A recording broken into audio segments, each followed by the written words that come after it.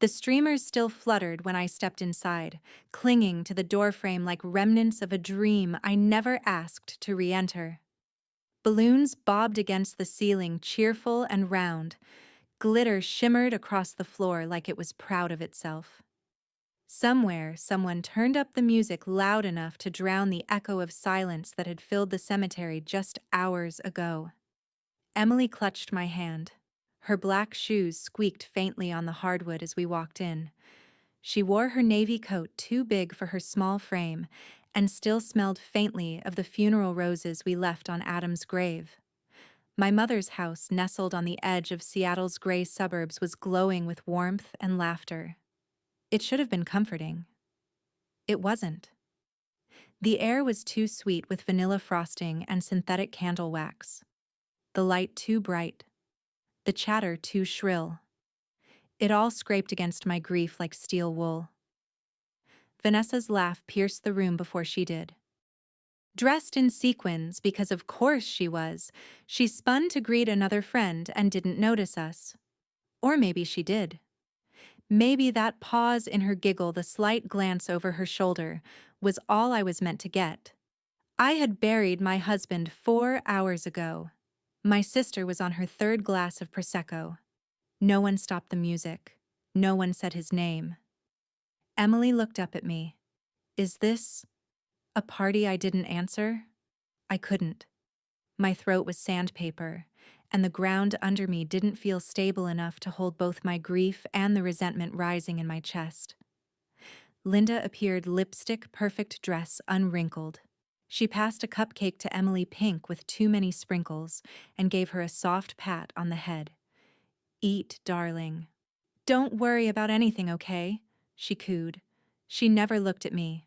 Hi, Mom, I said, voice low. She blinked, startled. Claire. Oh, you came.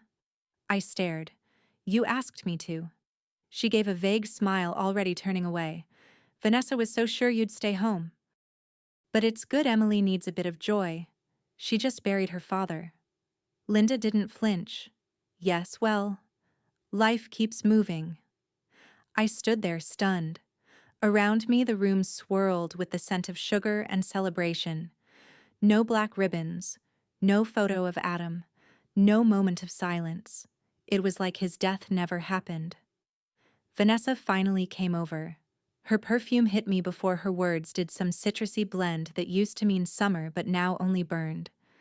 She held a plate of cake like a trophy and arched one perfect eyebrow. You're wearing black, she said. I just came from the funeral. She scoffed. Yeah, but could you not suck the energy out of the room? Emily shrank behind me. I'm not here to ruin anything, I replied, trying to keep my voice steady. I just thought maybe for once this family could acknowledge that I lost someone. Vanessa gave a humorless laugh. You already had a funeral. Can we not do this now? That did it. I took Emily's hand again, gently this time. I could feel her fingers trembling. She didn't understand all of it, but she understood enough. She knew her daddy was gone and that Mommy wasn't welcome. We walked past Richard, who stood by the fireplace pretending to read a sports magazine. His eyes never left the page. He hadn't said a word. Outside, the sky was bruised with twilight. The cold bit at our cheeks. Emily didn't complain. She held onto my coat sleeve like she had on the way to the cemetery. I buckled her in. She didn't speak for several minutes. Then, as I turned onto the main road, her voice came so small it almost didn't reach me. Mom, did Daddy do something wrong? The breath left my lungs. I blinked hard at the road ahead, trying not to crash into the weight of her question. No, baby, I said softly. Daddy didn't do anything wrong, but deep down something else stirred. A question, a realization, a fracture that started deep in my chest and began to crack outward. If Adam didn't do anything wrong, why were they acting like he did? 2 days had passed since the funeral, but inside my parents' house, it was as if grief had never arrived. The living room glowed with artificial warmth, the kind you couldn't feel on your skin. Recessed lighting buzzed softly overhead, spotlighting polished leather chairs arranged in a near-perfect circle. Not a single photograph of Adam remained on the walls. It looked less like a home and more like a conference room awaiting a quarterly report. I shouldn't have come, but Linda had called, saying we needed to sort things out. Her tone was neutral, clipped with that eerie politeness that always masked something worse. I brought Emily to a friend's for a sleepover and came alone. Vanessa leaned forward in her chair, legs crossed, heels too high for the carpet. Her nails painted a severe wine red drummed against a folder labeled Estates, Potential Claims. The moment I sat down, she pounced. So? Adam didn't leave you anything official. The word struck with clinical cruelty, but it was her smile that truly gutted me. It wasn't curious. It was calculated. My heart stuttered. What do you mean? Linda cleared her throat, already holding a notepad. Claire, honey, you know we're just concerned. You and Emily are family. But legally, we have to be thorough. Richard sat near the fireplace, flipping a pen in his fingers like a metronome for his conscience. He hadn't spoken yet, but his silence pulsed louder than anything. I mean, Vanessa continued, he never put your name on the condo deed. It's all under Adam. Technically. I blinked. He told me, he said, everything I have is yours. We weren't the kind of couple to draw lines. Vanessa's smile widened. But unless he wrote that down, it's just poetic, isn't it? Linda leaned in. Did he ever sign a will? A formal one? I don't know. I whispered, nausea curling in my stomach. She pressed on, voice wrapped in concern, but teeth bared beneath. Because without one, everything could go into probate. That means the court decides how to distribute Adam's assets. It could get messy.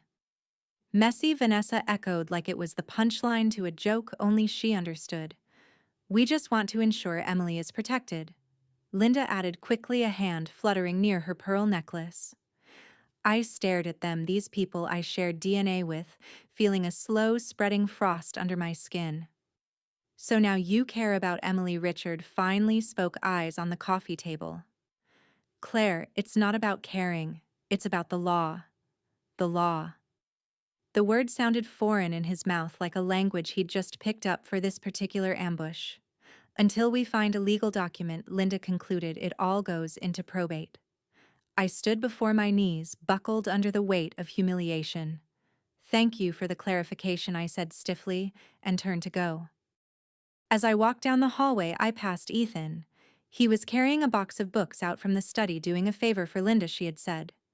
His eyes met mine, and something flickered there. Sympathy, alarm. You okay? He asked under his breath. Lips barely moving. I didn't answer. I didn't trust my voice not to crack. Outside, the wind bit harder than yesterday. My hands were shaking as I turned the key in the ignition. I hadn't cried in front of them. That was something. But my vision blurred now, the windshield wipers smearing a trail of tears I hadn't noticed spilling down my face. By the time I got home, my fingers were numb. I paced the living room twice before making up my mind. Adam wasn't careless. He'd never leave Emily unprotected. He knew his family. He knew mine. He must have known something like this could happen. I went to the bedroom, to the walk-in closet. His suit still hung in perfect order. Adam had always been neat. Behind his winter coats, there was a safe. We hadn't opened it in months. The combination still came easily, our anniversary date backwards. The lock clicked. Inside, insurance papers, our marriage certificate, a few sentimental photos. And then, tucked in, a manila folder with Adam's handwriting on the front, last will and testament, Claire and Emily. I stared, breath caught in my throat. The notary stamp shone faintly under the closet light. He hadn't abandoned us. He'd planned for everything. The smell of pot roast and rosemary didn't comfort me. It clung to my clothes like smoke after a fire. My aunt's dining room was painted a yellow too bright for November, the kind of color that pretends everything is fine. It had wallpaper with little tulips in faded reds and greens trying to appear quaint, but only managing to look suffocating. As I stood in the hallway just out of sight, Vanessa's voice slid like oil under the doorframe. "She's grieving dramatically, that's all." A pause, followed by soft laughter. "Not mine. I mean, what did she expect?" She continued. "That we'd cancel every birthday forever." Another chuckle, this time Linda's. She's still in shock. It's been a lot. I waited for anyone to object. To say maybe Vanessa should lower her voice, or that maybe grief wasn't a performance. Silence. I pushed the door open and stepped in. Conversations paused, then resumed with the subtle awkwardness of people caught gossiping but too arrogant to care. Claire, my aunt, greeted a glass of wine already halfway to her lips. "Come in, darling. Sit anywhere." I smiled brittle. "Thanks."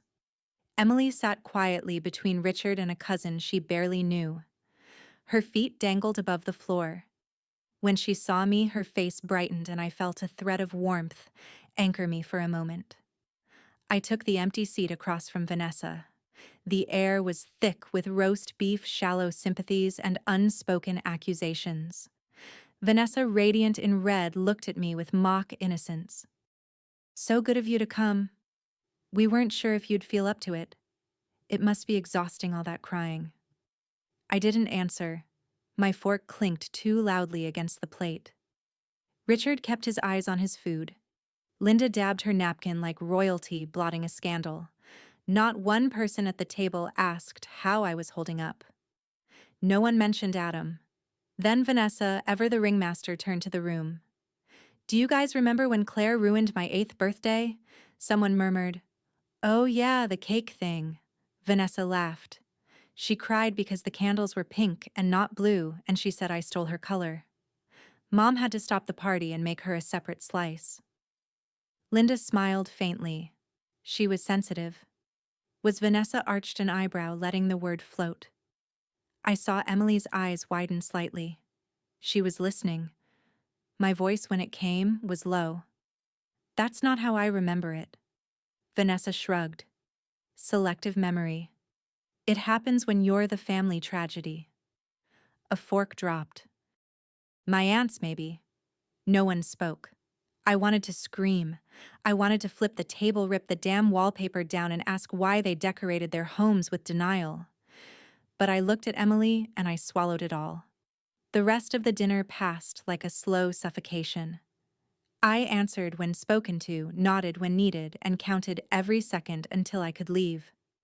In the car, Emily buckled herself in. She didn't speak until the engine started. "Did you ruin her birthdays, Mom?" I nearly braked before we left the driveway. "No," I said carefully. "Not like that." She stared ahead, her voice small. "She sounded like she hated you." I didn't answer. I couldn't. Not while driving.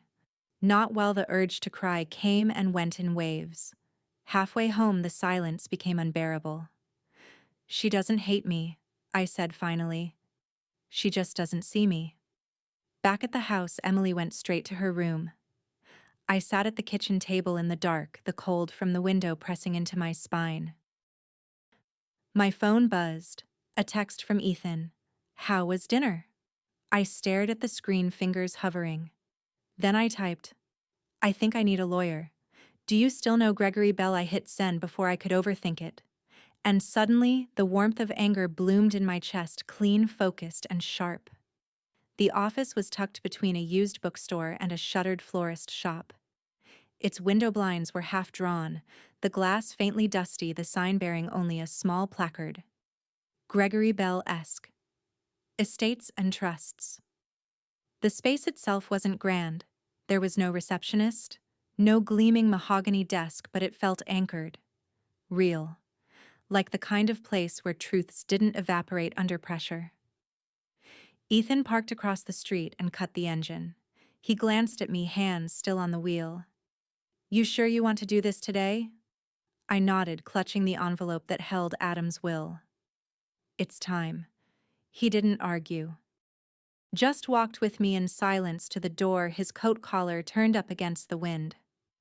Gregory Bell opened it himself. Gray hair combed back neatly, glasses perched low on his nose, and eyes that watched more than they revealed. He looked like a man who'd learned long ago that silence outlasts noise. "Ms. Thompson," he greeted. "And Mr. Sanders, of course. Thanks for seeing me on short notice," I said, stepping inside. The air smelled faintly of paper and cedar. We sat at a small round table, not a desk. Gregory waited as I slid the envelope toward him. My fingers trembled slightly as I pulled out the notarized copy of Adam's will. The words were sharp against the paper, still surreal. He read it carefully. Didn't rush. Then looked up. "You kept it quiet. That was wise." My breath caught. "So it's valid?" I asked. He nodded. "Signed, dated, witnessed, and notarized. Adam did it by the book. This is enforceable. Claire, this names you and Emily as sole beneficiaries. If contested, the burden will fall entirely on your opposition." I swallowed. "My parents, they're not the problem. Vanessa is. And she's persuasive. Persuasive doesn't beat paper." Gregory set the will down gently. "Unless you give them time to prepare." That hit like a warning. I hadn't thought of strategy yet, just justice. "I haven't told anyone," I said. "Not even Linda or Richard." Gregory folded his hands. "That may be best, at least for now." Ethan leaned forward. "They're betting she won't speak up. That she'll just roll over." Gregory nodded slightly. "And they might move to file for emergency guardianship or financial control, citing the absence of a public will." I clenched my hands. "But they can't? They can try." Gregory interrupted gently. "Which is why you need to be methodical." I exhaled slowly. "I will. Just not yet. Let them plan their war first." The words surprised me as they left my mouth. Not from rage, but from something colder, calculated. I wasn't just grieving anymore. I was adjusting. Gregory regarded me for a long moment, then leaned back. "There's something else." Ethan raised an eyebrow. "Something else?" Gregory turned to a locked drawer behind him and pulled out a small folder, beige and unassuming. "Adam gave me this 6 weeks before his death," he said. "Said not to open it unless you asked for it directly. Not just came in asked." I stared at the folder. "What's in it?" He shook his head. "I haven't looked. His instructions were specific. But you may want to wait." "If you're not ready, I want to know," I said immediately. But my fingers didn't reach for it. Instead, I asked, "Could it affect the will?" "No." Gregory said, "But it may explain why he did what he did, or who he didn't trust." The room fell silent. Outside, a car passed. Somewhere down the block, a bell jingled as someone entered the bookstore. "Keep it here," I said finally. "Just for now. But keep it locked." Gregory gave a small nod, then tucked the folder away again. When we left, the wind had picked up. Ethan offered me his scarf wordlessly. I took it. In the car, I didn't speak for a few minutes. The envelope with the will sat between us like a quiet grenade. Finally, I said, "They're going to come after it. After me." Ethan nodded, eyes on the road. "Then we make sure they lose." The lake glistened behind the tall glass windows of the resort's main hall, as if it too had been told to sparkle for Vanessa's 2nd birthday. Fairy lights wound around pillars, roses in crystal vases. A cellist played somewhere behind a wall of champagne flutes. It all looked perfect, curated down to the last edible flower on the hors d'oeuvres. But I'd never felt more out of place. Emily sat at a small round table near the back, coloring quietly with the crayons I'd packed in my bag. She wore a silver dress Vanessa had sent over, though I'd insisted she wear her favorite sneakers underneath. One small rebellion in a night full of submission.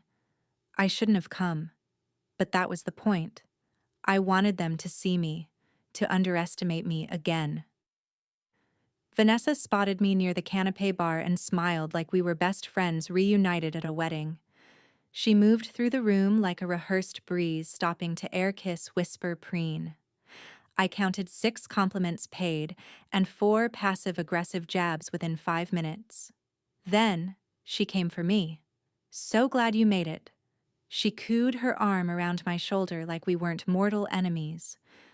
"I wasn't sure you'd still be presentable." "I'm here for Emily," I replied evenly, sipping my club soda. "Oh, of course," she said with mock sympathy. Though honestly, she seems fine. Kids bounce back.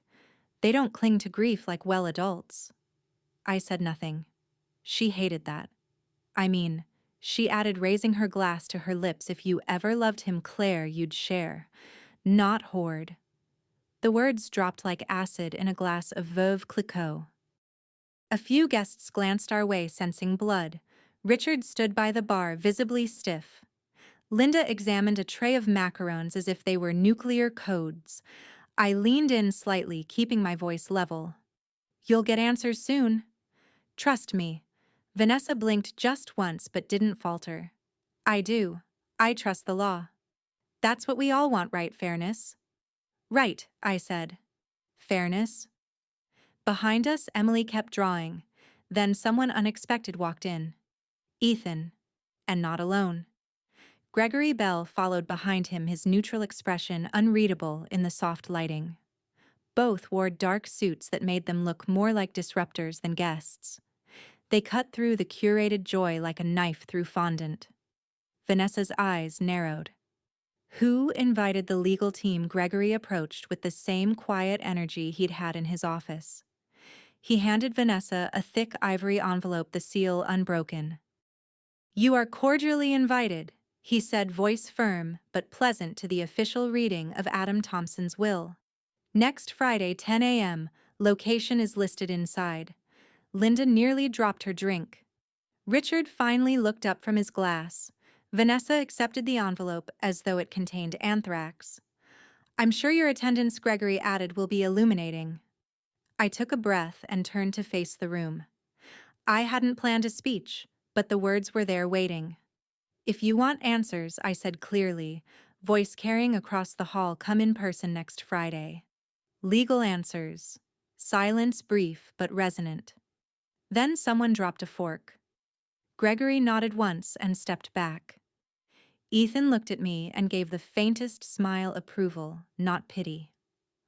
I walked to Emily's table. She looked up, held out a folded paper she'd been working on, and said, "I made you something." I opened it. It was a hand-drawn invoice done in crayon. At the top, she'd written in block letters, "Love Invoice, Mommy Edition." Below were 2 columns. "Hours spent with me, all the time, snuggles given." So many I lost count. Bedtime stories. The best ones, and at the bottom, in red crayon, total. Do $0. My throat closed. I looked at her. She grinned. "Do you like it?" she asked.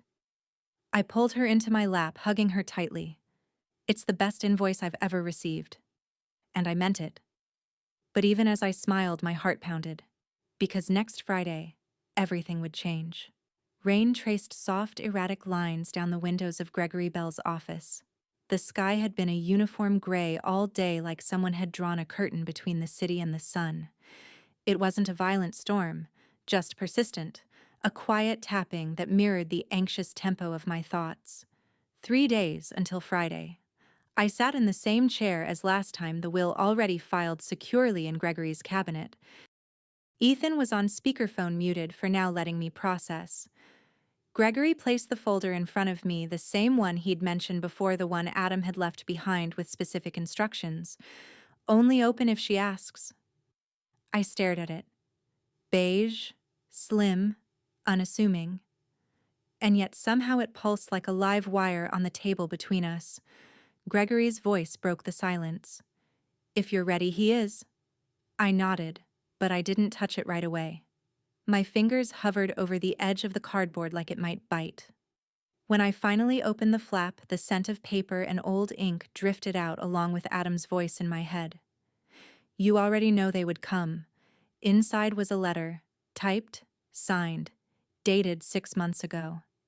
And beneath that documents, organized, labeled. I read the first line aloud, voice soft. Claire, if you're reading this, you already know they would come. They always do when there's something to take. The air felt thicker. The documents that followed weren't dramatic. No confessions, no secret accounts. Just receipts. Copies of tuition payments made directly to Emily's school. Premiums paid on Claire's health insurance. Bank transfers marked joint emergency fund from Adam's personal account into Claire's. All in his name, all showing his intent. He was documenting care, Gregory said, watching me closely. Responsibility. It might not scream drama, but in court it speaks volumes. I nodded slowly, my mind racing, not just with relief, but with calculation. This wasn't about defending myself anymore. It was about control, about timing. Let them talk, I whispered. Let them try. Gregory leaned back slightly. We'll wait until Friday, as discussed. Silence is still your strongest weapon. I reached into my purse and pulled out the small wooden box Adam used to keep on his nightstand. It was cherry wood, smooth with age, and still smelled faintly of sandalwood and cedar. Inside were old cufflinks, a theater ticket stub, and a crumpled photo of the three of us at the beach. Emily atop Adam's shoulders, sunburnt and giggling, her tiny fists gripping his hair like reins. I want her to have this, I said quietly. Gregory smiled. That's a good move. Anchor her to memory, not just the fallout. I called Emily on the ride home, asked her to meet me in her room when I arrived. She was already sitting cross-legged on her bed, sketchpad in her lap. What's that? She asked, eyes wide, as I handed her the box. Something Daddy left. For you. For us. She opened it slowly. Her fingers touched each item with reverence, like she understood more than she should at 7 years old. This was his favorite picture, she said, holding up the photo. It was mine too. We sat like that for a while. No tears. Just quiet. Later that night, I stood by the living room window, the same rain still whispering against the glass. Ethan's name lit up my phone. You okay? He asked. Yes, I said. I think I finally am. We didn't speak much after that. Some silences don't need filling. Before bed, I texted Gregory. Claire, let them walk into their own trap. His reply came quickly. Gregory, just be warned. If they challenge this, it will go public. I stared at those words for a long time before turning off the light. Let them. The house had been polished to a high artificial gleam. Silver frames lined the mantel. Scented candles masked the thick tension lingering in every corner. The kitchen buzzed with activity, Linda rearranging napkins that were already perfectly aligned, Vanessa flipping through her planner as if war could be scheduled like a haircut. It was Thursday, 24 hours before everything changed. From the hallway, Richard sat with a newspaper folded in his lap, pretending to read. He hadn't turned a page in over 30 minutes. She's bluffing, Linda said sharply, straightening a bouquet that didn't need fixing. Claire doesn't have it in her. All drama, no follow-through. Vanessa sipped from a water glass like it was vodka. You didn't see her at the resort. She didn't even blink when Gregory handed me the envelope. Which proves nothing, Linda replied. He's a lawyer. That's what they do. Bluff and bill. Vanessa's fingers tapped her phone in rapid staccato. I've been reading about no contest clauses. If Adam had one in the will and we contest, we could lose everything. Linda rolled her eyes. You're not contesting anything. You're inquiring. There's a difference in the eyes of the law sometimes. Linda's voice was confident but not solid. Cracks were forming. Vanessa's phone buzzed. A message from someone labeled Marcy, law friend. We'll review standard language, but if she has notarized documents, be cautious. The reply came instantly. Define cautious. No answer. In another part of the house, Emily sat quietly on the floor of the guest room, wrapping a small wooden picture frame with tissue paper. Inside was the same beach photo Claire had shown her Adam, with his arms wide, Emily mid-jump, both of them glowing with salt water and sun. A quiet memorial gift. For tomorrow. Her own way of saying goodbye again. Meanwhile, in Claire's apartment, the mood was different. Focused, silent, controlled. Ethan had just left, his footsteps echoing faintly in the hall as Claire stood at the window, phone in hand. She reread his last message. Ethan. They're circling. You did well staying quiet. She didn't respond. Not yet. Instead, she placed her phone down and picked up the folder again, the one from Adam. She didn't open it, just held it.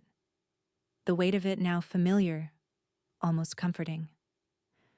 Down the street, a dark sedan pulled into a parking spot across from her building. The windows were tinted. Claire didn't notice. Back at the estate, Linda leaned over the kitchen island and lowered her voice. She's grieving. People make mistakes when they're grieving. Vanessa stared ahead. She thinks Adam loved her more. Let's see if paper proves that. Richard, for the first time in an hour, looked up from his paper. Neither woman noticed. That evening, Claire set Emily's drawing in a small envelope and wrote, "For Daddy," on the front, in thick marker. She placed it next to her own folder, aligning them perfectly. Then her phone rang. No caller ID. She hesitated. Answered. A male voice, unfamiliar calm. "You're being watched more than you think," he said, then hung up. The line went dead. Silence followed, and Claire stood still, rain returning softly to the window panes. The door closed behind them with a soft click that sounded far too final. Gregory Bell stood at the head of the table, hands calmly resting atop a thick leather folder. Every movement was deliberate, almost ceremonial, as though the room itself demanded reverence. The conference room was sleek, and severe black and white photography on every wall. Long glass windows tinted just enough to mute the outside world. The fluorescent lights hummed faintly above, casting everyone in sharp, sterile clarity. Vanessa walked in last, high heels clicking like gavel strikes on the polished floor. She wore all white, her version of silent protest perhaps. Linda followed in beige and pearls, her expression unreadable. Richard trailed behind, barely masking his reluctance. I was already seated with Ethan behind me, 2 seats back, intentionally silent. My back straight, palms folded on my lap. Calm. Or at least I looked it. Gregory's gaze moved from face to face. All of you are here voluntarily. Once this begins, it cannot be undone. No one spoke. He nodded, opened the folder, and pressed a small button on the wall. The room locked with a soft mechanical hum. Phones off. No recordings allowed. This is a confidential reading of the last will and testament of Adam Daniel Morgan. Linda stiffened. Vanessa crossed her arms but obeyed. Gregory didn't wait for approval. He began. My client, Adam Morgan, executed this document 6 months prior to his death. It has been notarized, witnessed, and verified as legally binding. The following clauses will be read in full. The silence was palpable, like breath being held on all sides.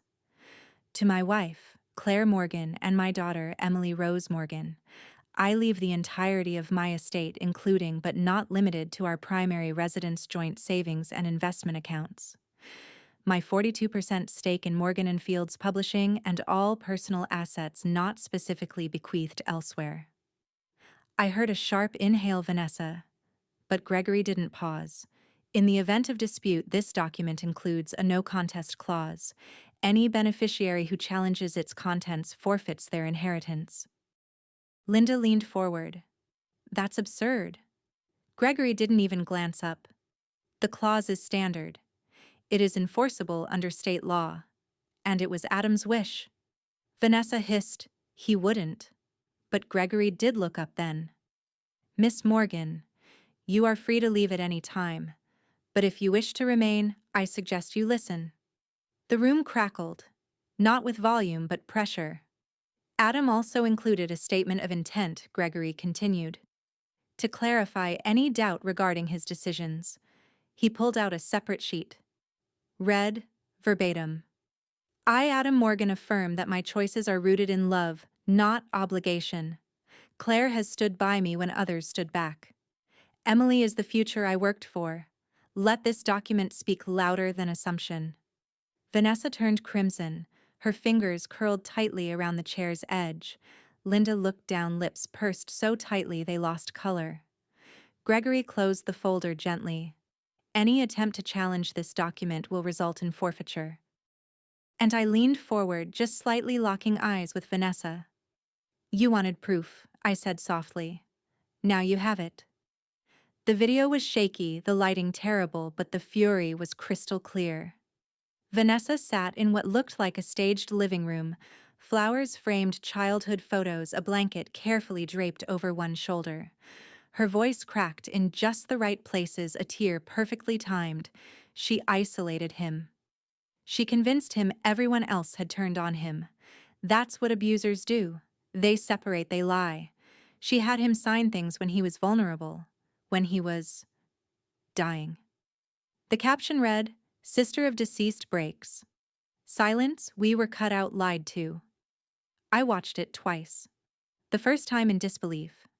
The second time in a numb sort of awe.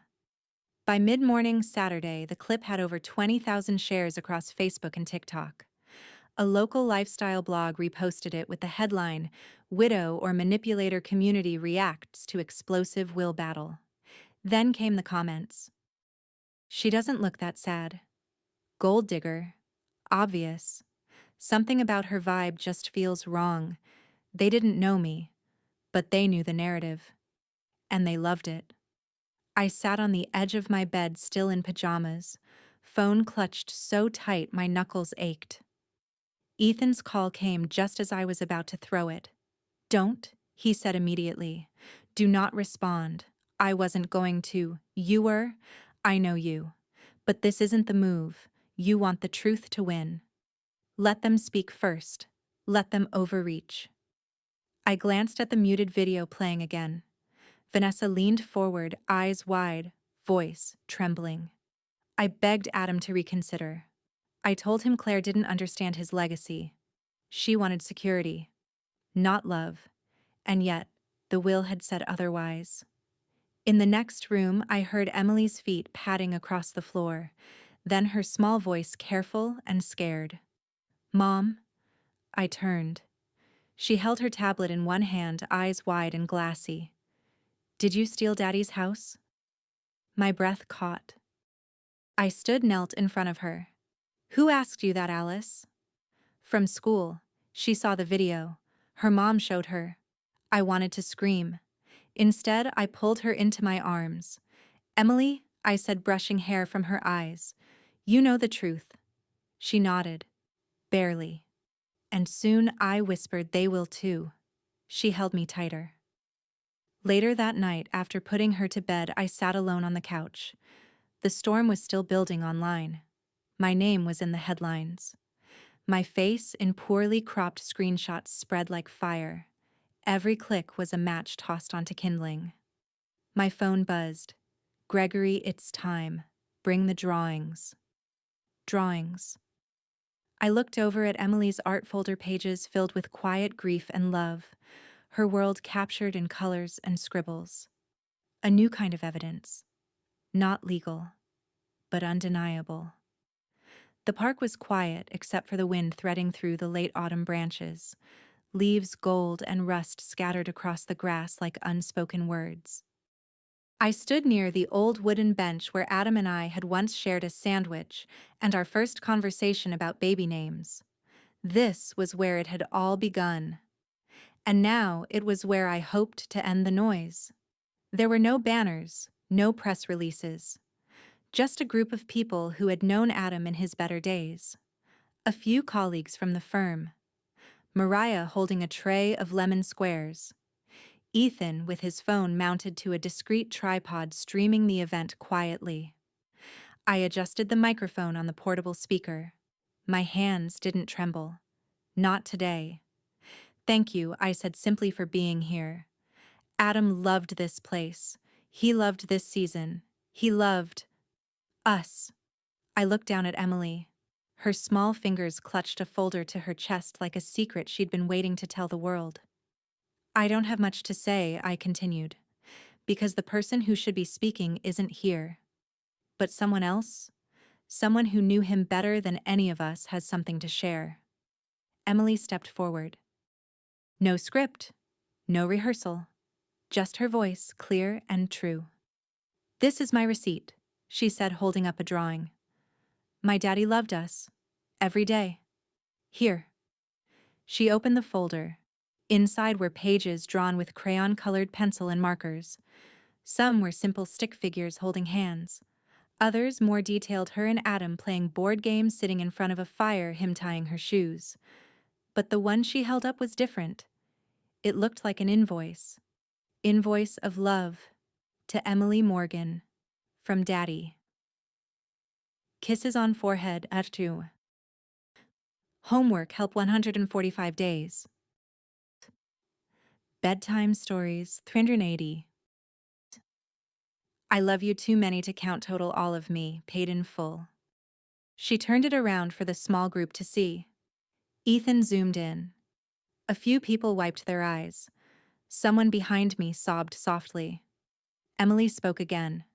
Some people said my mom made Daddy do stuff, but Daddy made me pancakes every Sunday even when he was tired. He made sure I had socks with no holes.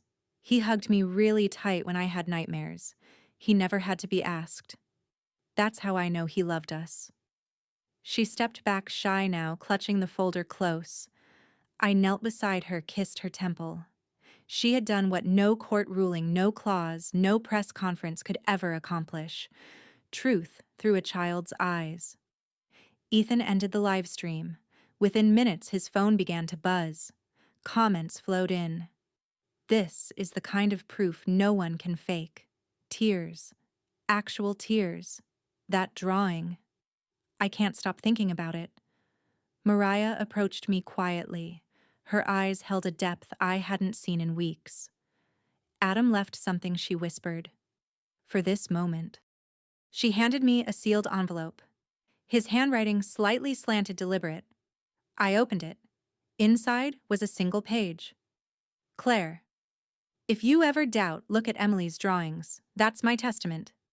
Not the bank accounts, not the deed. Just that. Love is the only thing I ever meant to leave behind. A. My hands trembled now. No rebuttal, no press release, just a father, a daughter, and a memory too pure to be twisted. The park faded into soft conversation and the crunch of leaves under departing feet. My phone buzzed once, then again. Vanessa. Her name flashed on the screen. I didn't answer. Let the silence speak for once. The community hall of the town's modest city center had never felt so heavy. Rows of plastic chairs lined up with uneven symmetry, bouquets of autumn flowers at each end of the stage, and a soft hum from the overhead lights filled the room with a reverent silence. I adjusted the hem of my black dress and tightened my grip on Emily's hand. Tonight wasn't about courtrooms or bank accounts. It wasn't even about legacy, at least not the financial kind. This was something else entirely. Something deeper. We were here because people still remembered Adam not for what he owned, but for how he made them feel. And yet the chair to my right remained empty. Vanessa had RSVP'd. She'd even texted 3 hours ago, "I'll be there. Just don't pull another stunt." But as we took our seats on stage, the chair stayed untouched. Pristine. Symbolic. Emily noticed it too. She leaned in, her voice barely above a breath. She said she'd come. I smiled gently. She did. Gregory had warned me. Filing a legal contest would be Vanessa's next move, but it would take time to process. Tonight wasn't about her motions. It was about my motion forward. The ceremony began with a few words from Mariah, who had co-chaired the effort to start the Adam Morgan Education Fund, a modest grant in his name for single-parent students pursuing education late in life. He believed in second chances, she said, and in people who didn't give up. When it was my turn, I stood behind the podium, my heels clicking quietly against the wooden stage. The lights were soft but direct, and the eyes of 50 strangers looked at me with something I hadn't seen in weeks: empathy. Adam was a husband, a father, a friend. But more than that, he was consistent. I began pausing to steady my voice. He didn't make big gestures, he made pancakes. He showed up at school concerts. He sat through bad movies because Emily liked them. A chuckle rippled through the room. I held up Emily's drawing. It had been framed since the memorial. Invoice of love. The crayon colors still vivid, her handwriting innocent and true. This was his legacy, I said. Not just what he left behind, but how he lived while he was here. The room was still. Then came the applause, gentle, respectful, rising like a tide. I felt it in my bones. The tide was turning. During the intermission, several people came up: an old co-worker of Adam's, a local principal, two parents who had attended the same grief support group. One woman clasped my hand. I saw the video, the drawing. It reminded me of my husband. Thank you. Another added, I didn't know the whole story, but now I see. You're brave. And then the vibration in my purse. Vanessa. Stop dragging my name through the mud. I stared at the screen for a moment, then typed back, You did that all by yourself. Emily was called up to help present the first honorary grant. She walked with a quiet confidence, holding the certificate carefully. When she reached the stage, she paused. Her eyes scanned the seats. And then she walked toward the empty chair. She sat down. She filled the space Vanessa had left vacant, not with anger or pride, but with calm purpose. Something in me settled. I didn't need her apology anymore. When the ceremony ended and the lights dimmed, Gregory's name flashed on my screen. Vanessa just filed a contest, he said. It's starting. I didn't sleep the night before the hearing. Even with Gregory's assurance that our case was solid, that the documents were airtight, and that Adam's intentions were clear, my stomach churned with every imagined headline, every cold glance from the courtroom gallery. But as I walked into King County Courthouse, I didn't feel fear. I felt something calmer. Like standing on a cliff, wind in my face, knowing I had nothing left to hide. The hearing room wasn't grand, wood-paneled walls, rows of benches, the faint scent of coffee and paper. The judge, a woman in her late 50s with sharp eyes behind delicate glasses, sat at the bench, flanked by flags and silence. Ethan was already there, sitting in the back, his thumbs rubbing the edge of a notebook. Gregory adjusted his tie beside me. And across the aisle, Vanessa. She looked curated. Navy suit. High collar. Her makeup calculated. At her side, a man in an aggressively expensive gray suit. Her lawyer. I didn't know his name. I didn't need to. Vanessa's side opened. She manipulated a dying man. Her lawyer began pacing slowly in front of the judge. We believe the decedent was unduly influenced, that he was vulnerable, that the document filed was not reflective of his true intentions. I breathed slowly, felt the grain of the wooden table beneath my fingertips. Vanessa stood next, eyes dry. Adam changed after he married Claire. He distanced himself from us. She encouraged that, isolating him. That's what she did best. She looked at me, eyes gleaming like polished glass. He was in decline when the will was signed. She pushed him to it. The judge scribbled a note, but said nothing. Gregory rose with the calm of a man not only holding a winning hand, but knowing exactly when to play it. We submit Exhibit A, he said. A notarized statement from Adam's prior attorney detailing that Adam came to his office alone in full mental capacity and requested the will be amended to benefit his wife and daughter. He handed the pages to the court clerk. Then he added, "The session was recorded." "Your Honor, we have the full audio." The judge nodded. "Proceed." From the speaker, Adam's voice filled the room. Calm, assured, familiar. My breath caught. "I'm here of my own accord," he said. "I've thought about this. Claire and Emily are my family. This is what I want." Vanessa's lawyer objected. Overruled. Gregory continued. Exhibit B, a handwritten letter from Adam dated 4 days before his passing. I stood slowly unfolding the note. "May I read it?"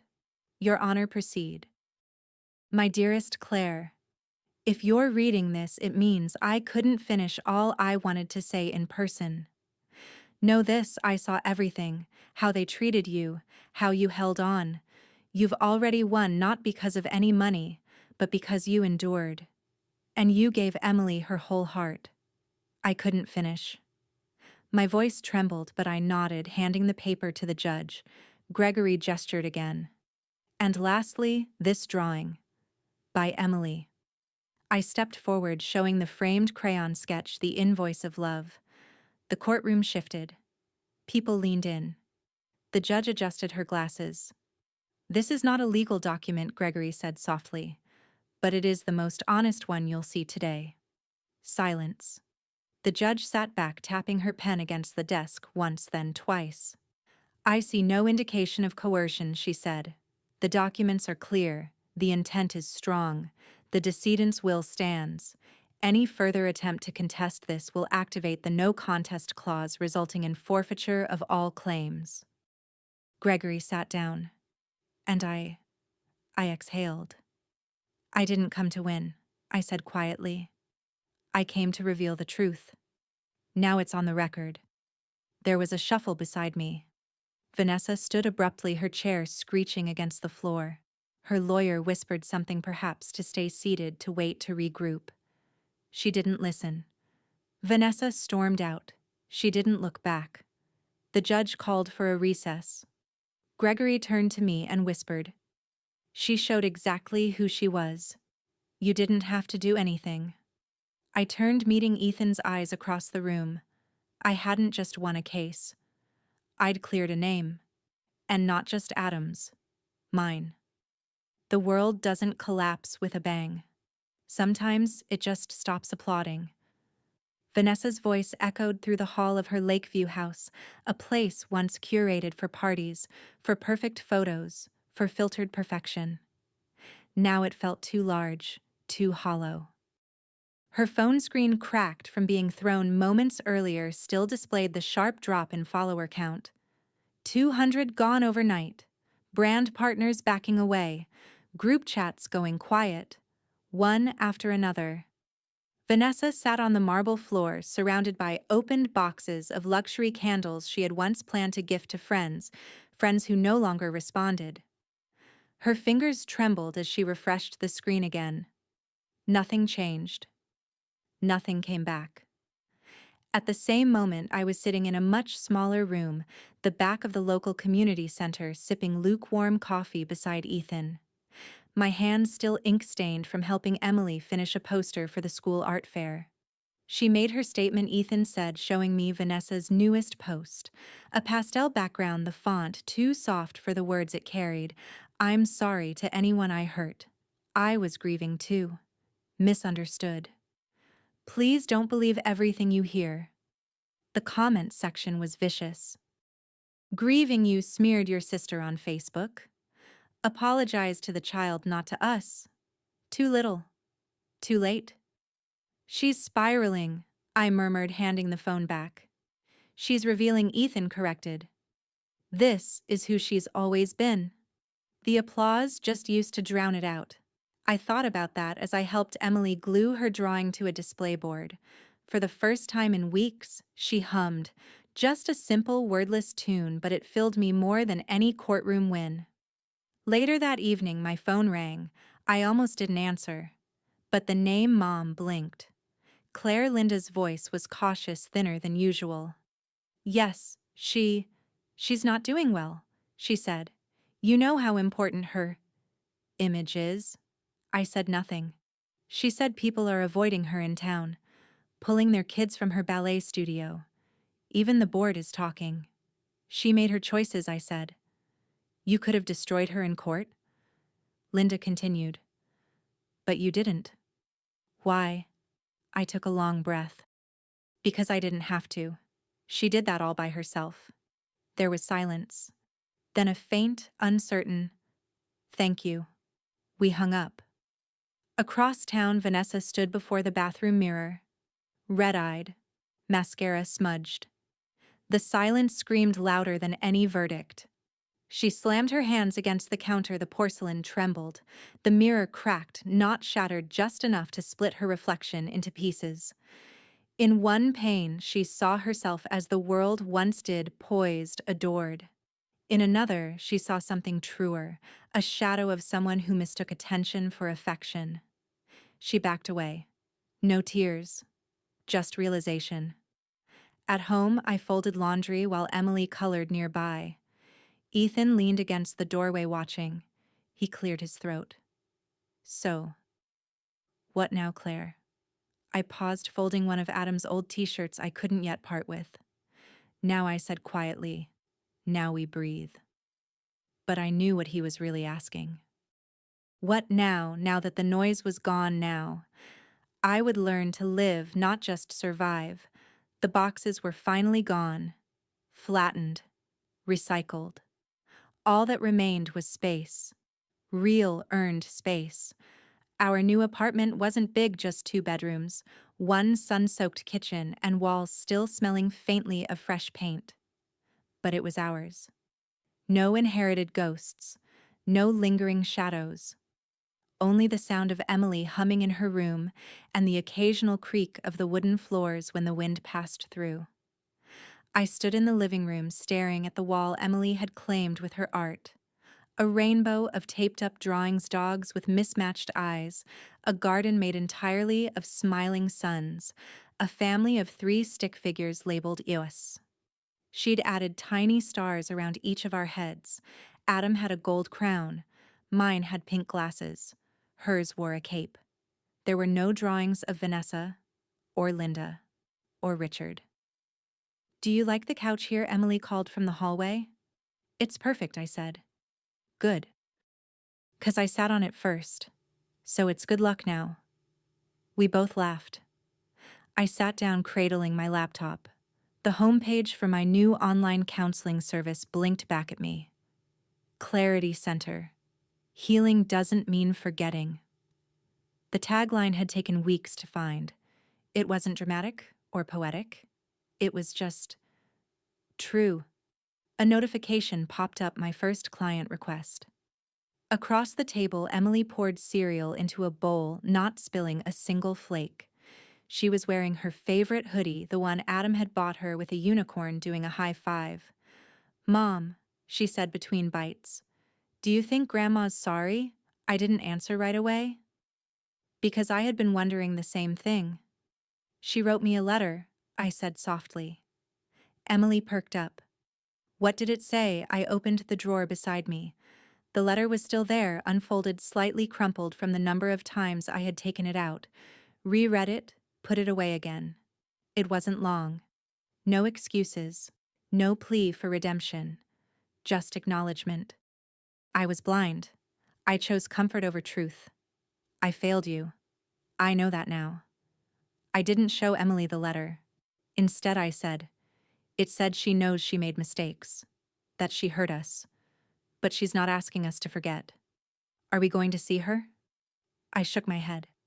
That's up to you. I won't stop you, but I won't ask you to either. Emily nodded, more thoughtful than sad. I think I want to wait. That's okay, I said. You get to choose. Later that afternoon, Ethan stopped by. No flowers, no nervous energy, just a quiet smile and 2 cups of coffee. I handed him one and nodded toward the balcony. We sat outside, the early evening breeze brushing past, carrying the scent of pine and something sweeter, maybe new beginnings. He sipped. So, you settled in? Almost, I said, still figuring out where to put the big things. But the small things, they're where they belong. He looked down at his cup. You've changed, Claire. I met his eyes. I had to. A pause.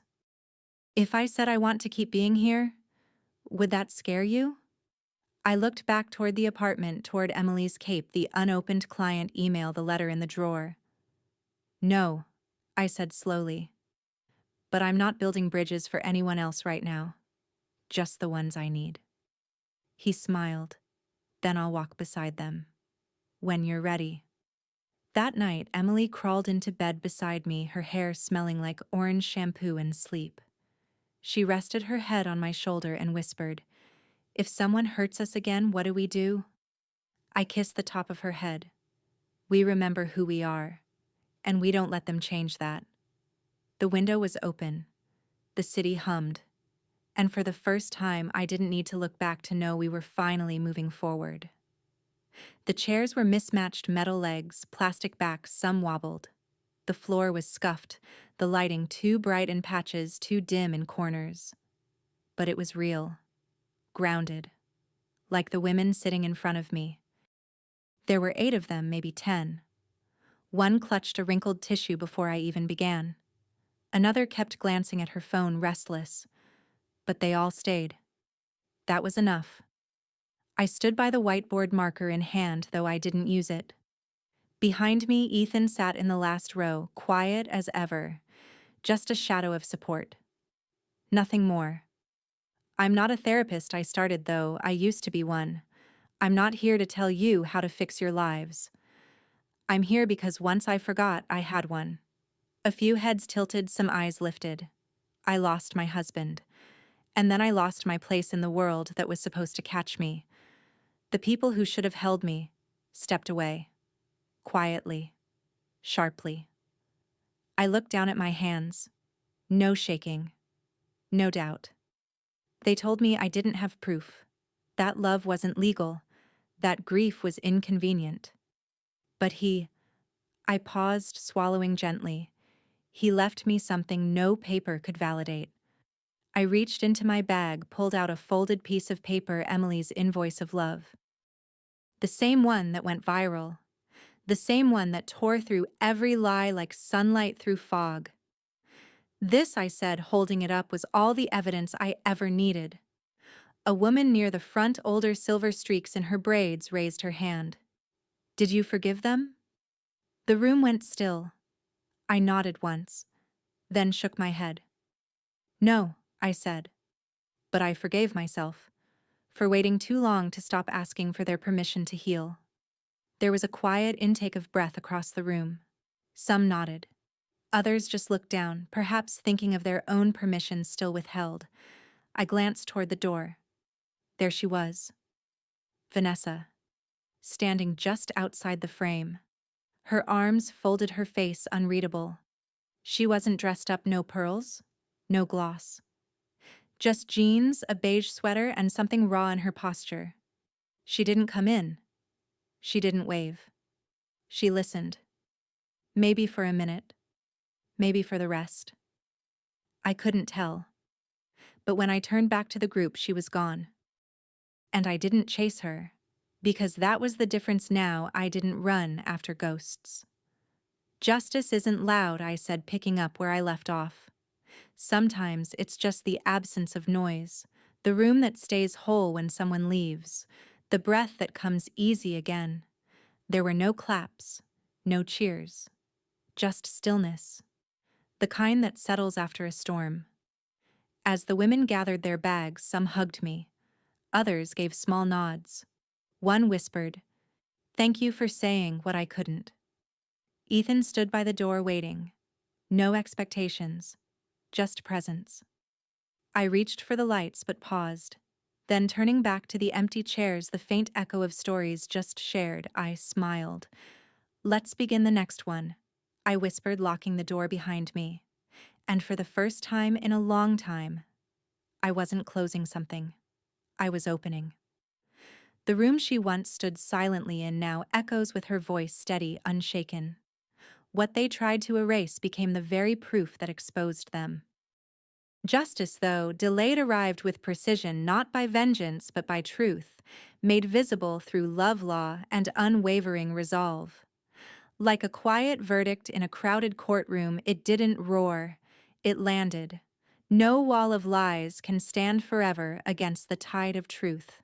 If this story moved you, like, share and leave a comment below. Type 1 if you felt seen too, if you believe there's still more to be said.